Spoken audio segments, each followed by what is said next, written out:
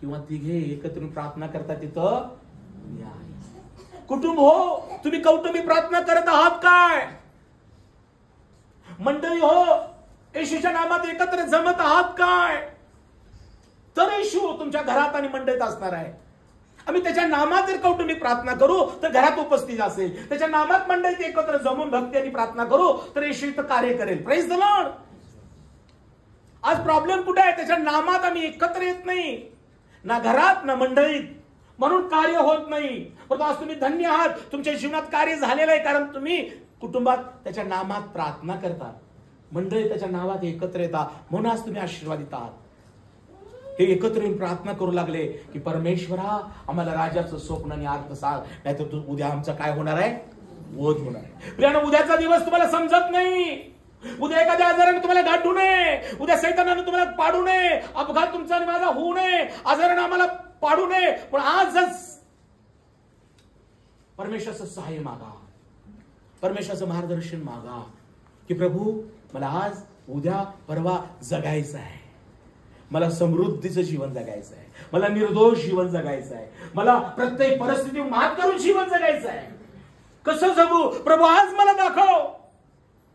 जर तुम्ही म्हणत असाल उद्याचं उद्या बघू, ज्या दिवसाचं दुःख त्या दिवसाला, उद्यासाठी आज प्रार्थना करा. उद्याच्या भविष्य काळासाठी आज देवाजवळ सहाय्य मागा, दृष्टांत मागा. हे परमेश्वर, माझ्या मुलांसाठी तुझी योजना काय आहे, माझ्या परिवारासाठी काय आहे. मी आज एक छोटा व्यवसाय चालू केलेला आहे, उद्यासाठी मोठा व्यवसाय माझ्यासाठी कोणता ठेवलेला आहेस. आज एक छोटं पद माझ्याकडे आहे, उद्या कोणत्या पदावर परमेश्वर मला तू ठेवणार आहेस.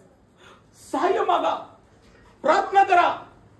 यांनी प्रार्थना केली आणि बायबल सांगतं 19 वचन, मग रात्री दृष्टांतात ही रहस्य दानिएलास प्रगट झाले.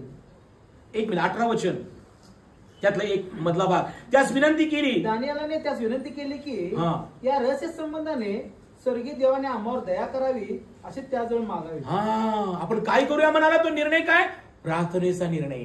हॅलो, प्रसंग भरण्यात आले पण प्रार्थनेचा निर्णय घेतलेला आहे. Praise the Lord.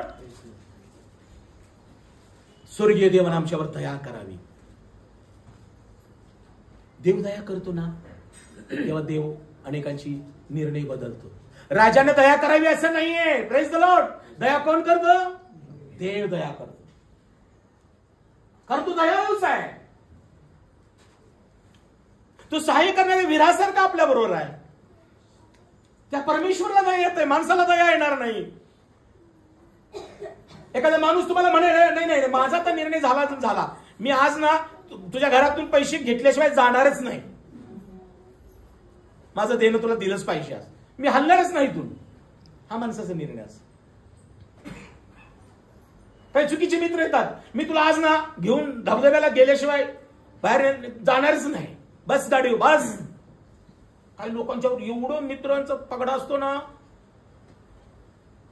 हॅलो, जग असं आहे. जग दया करणार नाही, देव दया करणार आहे. म्हणून दानिएल म्हणतो आपण एकत्र येऊ आणि स्वर्गीच्या देवाने आम्हावर दया करावी. उद्या आमचा वध होऊ नये, उद्या इतरांचा वध होऊ नये, पण परमेश्वराची आपण दया मागूया. विश्वासरे बहीण भावानो, देव दयाळू आहे, देव दया करतो.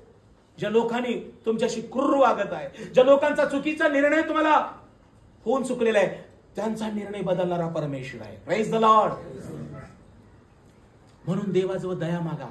यांनी काय केलं? प्रार्थना केली. आणि काय झालं? 20 वचन, मग रात्री दृष्टांत हे रहस्य दानिएलास प्रगट झाले. प्रगट झालं. त्यावरून दानिएलाने स्वर्गीय देवाचा धन्यवाद केला. Praise the Lord. रात्रीच्या रात्रीच उत्तर मिळालं. Praise the Lord. काय झालं?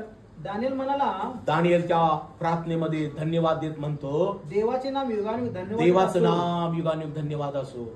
कारण का? ज्ञान व बल ही त्याचीच आहेत. बल ही परमेश्वराची आहे. तोच प्रसंग समय बदलतो. तोच प्रसंग बदलणारा देव आहे. तो राजा स्थानपन्न, तो राजाला स्थानपन्न करायचं, खुर्चीवर ठेवायचं, अगर स्थान भ्रष्ट का खुर्चीवर खाली उतरायचं, तो ज्ञान देवाच्या हाती आहे. तो ज्ञानास ज्ञान देतो, बुद्धिमानास बुद्धी देतो, बुद्धिमानाला बुद्धी देतो.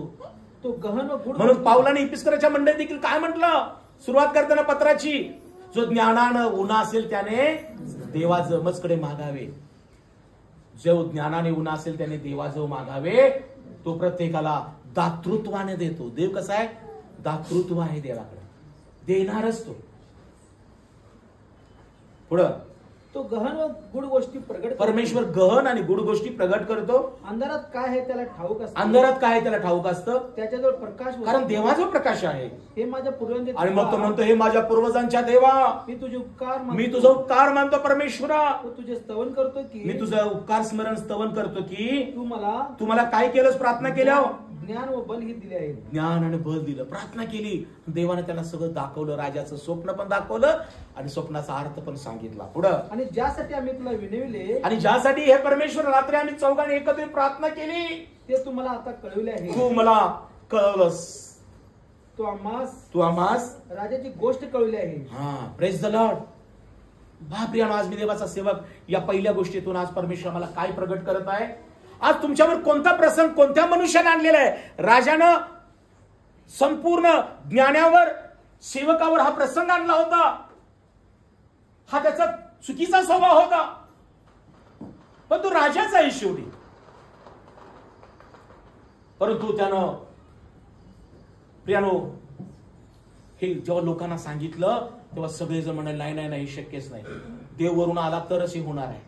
परंतु देवानं वरून येण्याची गरज नाही. देव वरून आपल्या लोकांना प्रगट करणारा, रहस्य प्रगट करणारा देव आहे. Praise the Lord. आणि पहा परमेश्वरानं काय केलं. यांना त्या प्रार्थना ही त्यांचं हत्यार, ही प्रार्थना ही त्यांचं मार्ग त्यांनी स्वीकारला आणि देवाने त्यांना प्रगट केलं. आता या ठिकाणी काय झालं बघा.